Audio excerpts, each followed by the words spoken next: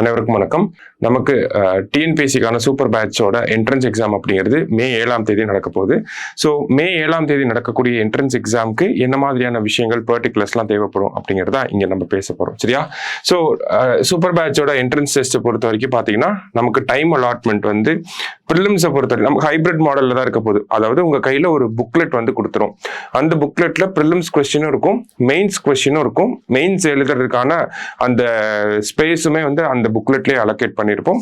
நீங்கள் ப்ரிலிம்ஸ் கொஸ்டினுக்கு ஓஎம்ஆர் ஷீட்டில் ஷேட் பண்ணுற மாதிரி இருக்கும், மெயின்ஸுக்கு அந்த புக்லெட்லேயே ஆன்சர் பண்ணுற மாதிரி இருக்கும். சரியா? ஸோ எடுத்தோடனே பார்த்தீங்கன்னா உங்களுக்கு ரெஜிஸ்ட்ரேஷன் நம்பர் அப்படிங்கிறத கொடுத்துருக்காங்க. அந்த இடத்துல உங்களோட மொபைல் நம்பரை எழுதுற மாதிரி இருக்கும். அடுத்தது டைம் அலாட்மெண்ட்டை பார்த்தீங்கன்னா ப்ரிலிம்ஸை பொறுத்த வரைக்கும் 1 hour டைம் கொடுத்துருக்கோம். அதாவது ப்ரிலிம்ஸில் நம்பர் ஆஃப் கொஷின்ஸ் வந்து 50 கொஷின் எழுதுறதுக்கு 60 நிமிஷம் வந்து நம்ம டைம் அலோகேட் பண்ணியிருக்கோம்.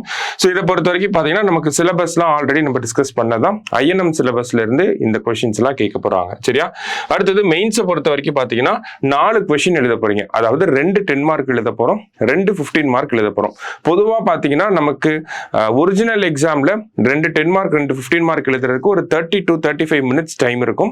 ஆனா இந்த இடத்துல நம்ம ஒரு 15 minutes எக்ஸ்ட்ராவே கொடுத்து மெயின்ஸ் எழுதுறதுக்கு ஒரு 50 நிமிஷம் டைம் அப்படிங்கறத அலோகேட் பண்ணிருக்கோம். சரியா? அப்ப நீங்க 10 மணிக்கு காலையில மே 7ஆம் தேதி எல்லா சென்னை பிரான்ச்ல, தூத்துக்குடி பிரான்ச்ல, திருநெல்வேலி பிரான்ச் 3 பிரான்ச்லயுமே மே 7ஆம் தேதி காலையில 10 மணிக்கு டெஸ்ட் ஆரம்பிக்கும். காலையில டெஸ்ட் எழுதுறப்ப முதல் 1 மணி நேரம் வந்து ப்ரிலிம்ஸ்க்கு ஸ்பெண்ட் பண்ணுவீங்க, அடுத்தது 50 நிமிஷம் மெயின்ஸ்க்கு வந்து ஸ்பெண்ட் பண்ணுவீங்க. சரியா? ஸோ இந்த புக்லெட் தான் அப்படியே கொடுப்போம். இந்த கொஸ்டின்ஸை தான் பிளர் பண்ணிருக்கோம். சரியா? ஸோ மெயின்ஸுக்கு பாத்தீங்கன்னா இந்த மாதிரி உங்களுக்கு கொஸ்டின் கொடுத்துருப்பாங்க. மெயின்ஸ் எக்ஸாம் பேப்பர் எப்படி இருக்குமோ அதே செட்டப் தான் இது. சரியா? ஸோ இந்த மாதிரி உங்களுக்கு 10 மார்க்னா ஒரு 1.5 பேஜ் இருக்கும், 15 மார்க் அப்படின்னா ஒரு 2.25 பேஜ் வந்து இருக்கும் ஆன்சர் எழுதுறதுக்கு. சரியா? ஸோ நீங்க இதில் அப்படியே ஆன்சர் எழுதி கொடுத்துட்டீங்கன்னா நம்ம சைட்ல இருந்து அதை கரெக்ஷன் பண்ணிடுவாங்க. சரியா? ஸோ ப்ரிலிம்ஸை பொறுத்த வரைக்கும் பார்த்தீங்கன்னா எக்ஸாம் ஹால் ப்ராக்டிஸ் என்னன்னா நம்ம பிளாக் கலர் பால் பாயிண்ட் பென்ல வந்து ஷேட் பண்ணுவோம். ஸோ அதே மாதிரி எக்ஸாம்க்கு என்ன பென் எடுத்துட்டு போவீங்களோ அதே பெண்ணை எடுத்துட்டு வந்து இங்க ப்ரிலிம்ஸை ஒர்க் அவுட் பண்ணுங்க. மெயின்ஸை பொறுத்த வரைக்கும் பார்த்தீங்கன்னா நம்ம ஜெல் பென் தான் யூஸ் பண்ணுவோம். ஓகேவா? ஸோ ஜெல் பென் பார்க்குறப்ப நமக்கு வந்து V7 இருக்கு, பைலட் பென் இருக்கு, ரோபோ மேக்ஸ் அப்படிங்கிற பென் இருக்கு. இந்த மாதிரி ஜெல் பென் நிறையவே இருக்கு. 0.7 மில்லிமீட்டர் அப்படிங்கிற அந்த ரேஷியோல இருக்கக்கூடிய ஜெல் பென்னை வாங்கி எழுதுனீங்கன்னா உங்க பேப்பர் இன்னும் கொஞ்சம் நல்லா இருக்கும். சரியா? ஸோ ப்ரிலிம்ஸை பொறுத்த வரைக்கும் பிளாக் கலர் பால் பாயிண்ட் பென்ல நீங்க ஷேட் பண்ற மாதிரி இருக்கும்.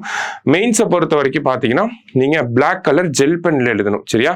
ஸோ மெயின்ஸை பொறுத்த வரைக்கும் நம்ம ஒன்லி பிளாக் ஜெல் பென் மட்டும் தான் எழுதணும். ஓகே? நீங்க மேப் போட்டாலும் சரி, இல்ல பாக்ஸ் ஏதாவது போட்டாலும் சரி, only black ball point black gel பென்ல மட்டும் தான் எழுதணும். வேணும்னா நீங்க அடிஷனலா ஸ்கேல் யூஸ் பண்ணிக்கலாம். ஆனா பென்சிலோ வேற கலர் பென்சிலோ வந்து மெயின்ஸ்ல நம்ம யூஸ் பண்ணக்கூடாது. ஸோ மெயின்ஸ் ஒரிஜினல் எக்ஸாம்ல என்ன ப்ரொசீஜரை ஃபாலோ பண்றோமோ அதே ப்ரொசீஜர்ல தான் இங்கேயும் எக்ஸாம் நடக்க போகுது. சரியா? ஸோ மே 7ஆம் தேதி டெஸ்ட் நடக்க போகுது. நல்லா ப்ரிப்பேர் பண்ணுங்க. தேங்க்யூ. All the best.